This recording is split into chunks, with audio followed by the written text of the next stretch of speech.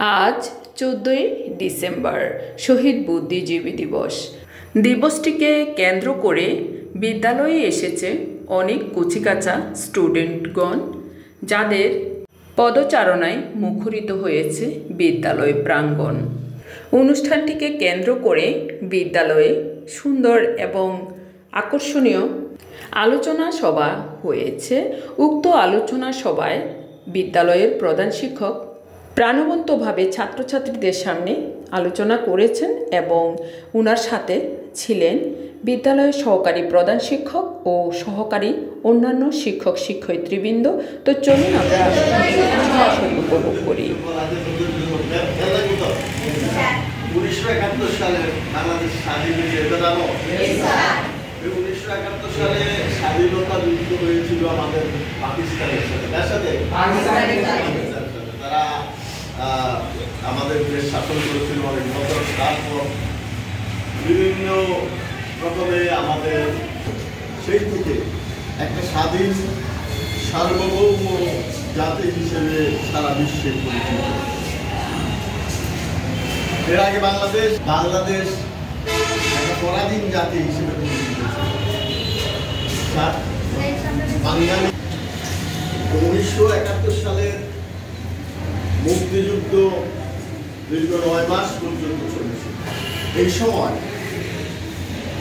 পাকিস্তান শাসক গোষ্ঠী বাংলাদেশের জনসাধারণের উপর অত্যন্ত ভয়াবহভাবে আক্রমণ করেছিল বিভিন্ন পর্যায়ে। এক পর্যায়ে তারা সিদ্ধান্ত নিয়েছিল যে বাঙালি জাতিকে অবস্থা মুভমেন্ট বুঝতে পেরেছিল, তখন তারা সিদ্ধান্ত নিয়েছিল যে বাঙালি জাতি স্বাধীন হয়ে যাবে, তাদেরকে ধরে রাখা যাবে না। কিন্তু তখন তারা সিদ্ধান্ত নিল বাংলাদেশকে পঙ্গু করে স্বাধীন করে, পঙ্গু করে দিয়ে যাবে, শেষ করে দিয়ে যাবে। তো শেষ করে দিতে হলে অবকাঠামোগত দিক শেষ হয়েছেই। এরপর এই জিনিসটা দিয়ে শেষ করতে হবে, সবচেয়ে বড় কোনো জাতিকে ধ্বংস করে দিতে হলে শেষ করে দিতে হবে। কি বলতে হবে? কোনো জাতিকে শেষ করে দিতে হলে সে দেশের শিক্ষিত জনসাধারণকে শেষ করে দিতে হবে। বুদ্ধিজীবী হচ্ছে তারা শিক্ষিত এবং নিজের জ্ঞান, নিজের বুদ্ধি, বিবেককে বিবেচনা দিয়ে দেশকে বিভিন্নভাবে সাহায্য সহযোগিতা করে। শিক্ষিত সেই সব ব্যক্তি, সেই সব জনগণ যারা তাদের জ্ঞান, বুদ্ধি, বিবেক দিয়ে জাতিকে কোনো না কোনোভাবে সাহায্য করে, তাদেরকে বলা হয় বুদ্ধিজীবী। কথা কি বুঝতে পেরেছ? বুদ্ধিজীবী কারা? তারা শিক্ষিত এবং তাদের জ্ঞান, বুদ্ধি, বিবেক দিয়ে জাতিকে কোনো না কোনোভাবে সাহায্য, তাদেরকে কি বলে? আবার বলতেছি, যে সমস্ত শিক্ষিত লোক তাদের জ্ঞান, বুদ্ধি, বিবেক দিয়ে জাতিকে কোনো না কোনোভাবে সাহায্য করে, তাদেরকে বুদ্ধিজীবী। এর মধ্যে শিক্ষক যারা আছে তারা বুদ্ধিমান। তারা জ্ঞান চর্চা করিয়ে, জ্ঞান শিক্ষা দিয়ে, শিক্ষা প্রতিষ্ঠানে ছেলেমেয়েদেরকে, ছাত্রছাত্রীদেরকে শিক্ষা দিয়ে একটা শিক্ষিত জাতি গড়ে। সুতরাং শিক্ষকরা বুদ্ধিমান। ডাক্তাররা সেবা দিয়ে মানুষের চিকিৎসা করে, মানুষকে রোগমুক্ত একটা সুস্থ জাতি করতে সাহায্য করে, সেজন্য তারা জাতির মধ্যে যদি সবাই অসুস্থ হয়, কোনো ডাক্তার না থাকে, এই জনগণ কোনো কাজে আসবে? একটা লোক অসুস্থ, সে কোনো কাজ করতে পারে না, তাহলে সে জাতিকে কোনো অবদান রাখতে পারবে না। ডাক্তারদের যে কাজ, তারা হচ্ছে জাতিকে সেবা দিয়ে সুস্থ রাখার চেষ্টা করে, জাতিকে সুস্থ রাখার চেষ্টা করে। শিক্ষকরা জাতিকে শিক্ষিত করে তোলার চেষ্টা করে। এভাবে বিভিন্ন স্তরে বিভিন্ন সেক্টরে যারা জ্ঞান দিয়ে জাতিকে সাহায্য করে তারাই হচ্ছে বুদ্ধিজীবী। এই বুদ্ধিজীবীদেরকে তারা হত্যা করবে, এই ছিল তাদের পরিকল্পনা। তারা স্বাধীনতার একদিন আগে, ধরো 16 তারিখে যে স্বাধীন হয়েছে নাকি, কয় তারিখে?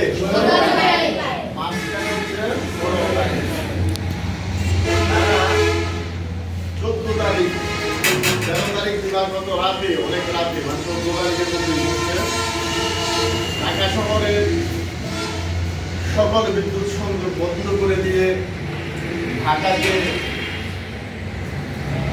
একটা অন্ধকারাচ্ছন্ন নরক রাজ্যে রূপান্তর করে ঘুমন্ত অনেক বুদ্ধিজীবীকে তারা হত্যা করেছে। কাউকে ধরে নিয়ে, ঘর থেকে ধরে নিয়ে বাইরে হত্যা করেছে, কাউকে ঘরের মধ্যেই হত্যা করেছে। এর আগে তাদের বাংলাদেশি দোসরদের সহযোগিতায় তারা কি করেছিল, লিস্ট করেছিল ঢাকা বিশ্ববিদ্যালয়ের কতজন শিক্ষককে কোথায় থাকে, ঢাকা মেডিকেল কলেজের ডাক্তাররাকে কোথায় থাকে, তার বাসা কোথায় ইত্যাদি তারা একটা চক করেছে। সেই চক অনুসারে তারা সেদিন রাতে 991 জন শিক্ষাবিদকে হত্যা করেছে। কতজনকে? 991 জন শিক্ষাবিদকে হত্যা করেছে। তারা সেদিন 13 জন সাংবাদিককে হত্যা করেছে। সেদিন 49 জন চিকিৎসক ডাক্তারকে হত্যা করেছে। তারা 42 জন আইনজীবীকে হত্যা করেছে এবং অন্যান্য স্তরের আরো 16 জনকে হত্যা করেছে। 991 জন শিক্ষাবিদ একটা জাতির জন্য অনেক বড় সম্পদ। সেই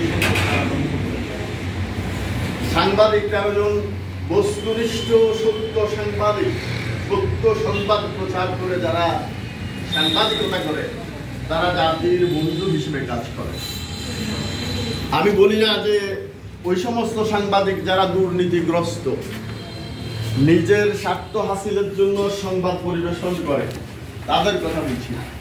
যারা প্রকৃতই দেশপ্রেমিক সাংবাদিক, যারা দেশকে ভালোবাসে, তারা সত্য বস্তুনিষ্ঠ সংবাদ পরিবেশন করে জাতিকে বিভিন্নভাবে সাহায্য করে। এরপর চিকিৎসকদের কথা আমি বলেছি, আইনজীবীরাও দেশকে বিভিন্ন দিক থেকে সাহায্য করে। তো তারা কি করেছে, তাহলে 991 জন শিক্ষাবিদকে সেদিন হত্যা করেছে, সাংবাদিক হত্যা করেছে 13 জন, চিকিৎসক হত্যা করেছে 49 জন, আইনজীবী 42 জন এবং অন্যান্য 16 জন। এভাবে তারা সেই একই রাতে প্রায় 150 শতাধিক বুদ্ধিজীবীকে তারা হত্যা করেছে। তারা তাদের যে উদ্দেশ্য, সেই উদ্দেশ্য আমি আগেই বলেছি, উদ্দেশ্য ছিল দেশ যখন স্বাধীন হয়ে যাবে, বাংলাদেশ যখন আমরা ছেড়ে দিতেই হবে, ঠিক স্বাধীনতার একদিন আগেই তারা তাদের এই হীন চক্রান্ত বাস্তবায়ন করেছে। আজকের দিনে আমরা সেই শহীদ, যে বুদ্ধিজীবীরা শহীদ হয়েছেন, সেই বুদ্ধিজীবীদের প্রতি আমাদের বিদ্যালয়ের পক্ষ থেকে আমরা শ্রদ্ধাঞ্জলি জ্ঞাপন করছি, তাদেরকে শ্রদ্ধার সাথে স্মরণ করছি এবং তাদের আমরা সাথে সাথে পাকিস্তানের সেই নির্মম এবং ঘৃণ্য এ ধরনের অপকর্মের প্রতি আজও আমরা ঘৃণা প্রকাশ করছি এবং তীব্র ঘৃণা তাদের জন্য আমরা রেখে দিচ্ছি। তো আমাদের যে আলোচ্য বিষয় সেটা হচ্ছে আজকে শহীদ বুদ্ধিজীবী সাধারণকে জানানো যে কারা বুদ্ধিজীবী, তাদেরকে কেন হত্যা করা হয়েছে নাকি আমি বলছি তো কেন হত্যা করা হয়েছে, যারা বুদ্ধিজীবী এটা বলছি তো। এবং আমাদের স্বাধীনতার জন্যই তারা তাদের নিজ নিজ অবস্থান থেকে জ্ঞান মুক্তি বিবেক দিয়ে সে সময় মুক্তিযুদ্ধে তারা অংশগ্রহণ করেছিল, তাদেরকে সহযোগিতা করেছে। কিভাবে কাজ করতে হবে, কোথায় কি হচ্ছে সাংবাদিকরা সেই খবরগুলো সুস্পষ্টভাবে তুলে ধরছে, শিক্ষাবিদরা বিভিন্নভাবে তার নির্দেশনা দিচ্ছিল। এই সমস্ত কারণে তারা মুক্তিযুদ্ধের বিশেষ অবদান রেখেছিল মুক্তিযুদ্ধেই। আর পাকিস্তানের যে উদ্দেশ্য, সেটা আমি আবারও বলছি, তাদের উদ্দেশ্য হচ্ছে দেশকে যখন, বাংলাদেশকে যখন রাখতে পারবো না, বাংলাদেশ যখন স্বাধীন হয়ে যাবে, সুতরাং তাদেরকে ধ্বংস করে দিয়ে যাবো। আর সেই ধ্বংসের সবচেয়ে বড় ধ্বংস হচ্ছে জাতির শিক্ষিত সমাজকে শেষ করে দেওয়া। জাতির শিক্ষিত সমাজকে যারা কর্ণধার, যারা পথ দেখাবে, তোমরা সবাই হাঁটছো এক জায়গায়, একজন বা দুজন তোমাদের সামনে লাইট নিয়ে আসে, আলো নিয়ে তোমাদেরকে পথ দেখাচ্ছে, তাদেরকে যদি সরানো যায়, সরিয়ে ফেলা যায়, তাহলে তো তোমরা কি অন্ধকারে নিমজ্জিত হবে। কি হবে? অন্ধকারে নিমজ্জিত হবে, পথ দেখবে না। তাদের এই চক্রান্ত ছিল যে জাতির শিক্ষিত সমাজকে, আলোকিত সমাজকে যখন ধ্বংস করে দিব, তখন যারা থাকবে তারা হাবুডুবু থাকবে। ঠিক এই অবস্থাটাই তারা করেছিল। আমরা আবারও তাদের এই ষড়যন্ত্রের, এই হত্যাকারীদের তীব্র নিন্দা এবং ঘৃণা প্রকাশ করছি। আর আজকে আমরা আরো সুন্দর করে বড় করে অনুষ্ঠান করার কথা ছিল। পরীক্ষার পরবর্তীতে স্টুডেন্টরা আসবে না, এমনই আমাদের ধারণা ছিল। সেজন্য আমরা খুব বড় করে আয়োজন করিনি। তবে আমরা আমাদের যে উদ্দেশ্য, সেই উদ্দেশ্যকে আমরা আমাদের বিদ্যালয়ের পালন করেছি। তোমরা যা আসছো তাদেরকে জানানো, খুব বেশি করে আসলে আমরা হলরুমের ব্যবস্থা করতে পারবো, কিন্তু বেশি আসে না। কেমন? তো এই হচ্ছে কথা। তাহলে তোমরা, আমাদের আর বেশি কোনো আলোচনা নাই, আরো বড় করে আয়োজন করব। যদি স্টুডেন্ট বেশি আসে তারা আমরা ওখানে হলরুমে বড় করে আয়োজন করবো বা বিভিন্ন প্রতিযোগিতার ব্যবস্থা করবো। আর যদি না আসে আমরা আমাদের কেমন?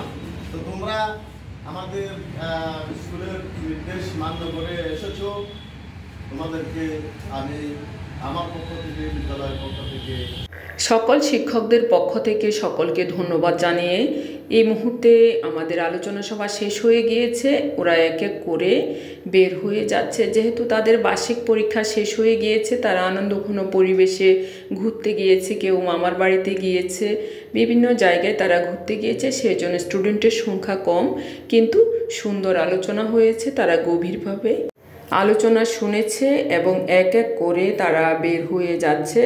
তাদের এই স্বতঃস্ফূর্ততা এবং আনন্দময়তা, গতিময়তা দেখে বেশ ভালো লেগেছে এবং তারা এক এক করে বাসার দিকে যাওয়ার উদ্দেশ্যে বের হয়ে গিয়েছে, এক এক করে চলে যাচ্ছে। এর পরপরই সকল শিক্ষক ও শিক্ষয়িত্রীবৃন্দ অফিসের দিকেই চলে গিয়েছেন এবং আমি শুধু ছিলাম। তো আমি ওদের সাথে আরেকটু ছবি ভিডিও নিয়েছিলাম, কারণ ওরা সকলে আমাকে বেশ ভালোবাসে। তাদের ভালোবাসা নিয়েই আমি শিখত, ওদেরকেও আমার খুব ভালো লাগে। তো তোমাদের সকলের সুস্বাস্থ্য কামনা করি এবং তোমাদের উজ্জ্বল ভবিষ্যৎ কামনা করি। সকলে সুস্থ থেকো, ভালো থেকো, এই কামনা করে তাদের সকলকে বিদায় দিয়েছি। তো বিদায়ের শেষ প্রান্তে তারা আরেকটু ছবি ভিডিও নিয়েছে, তারপরে আমরা যার যার অবস্থানে চলে যাব। ভিউয়ার্স, ভিডিওটি যদি ভালো লেগে থাকে তাহলে লাইক, কমেন্ট, সাবস্ক্রাইব করে আমার পাশে থাকবেন। ধন্যবাদ সকলকে। আবার কোনো নতুন ভিডিও নিয়ে আপনাদের সামনে উপস্থিত হব।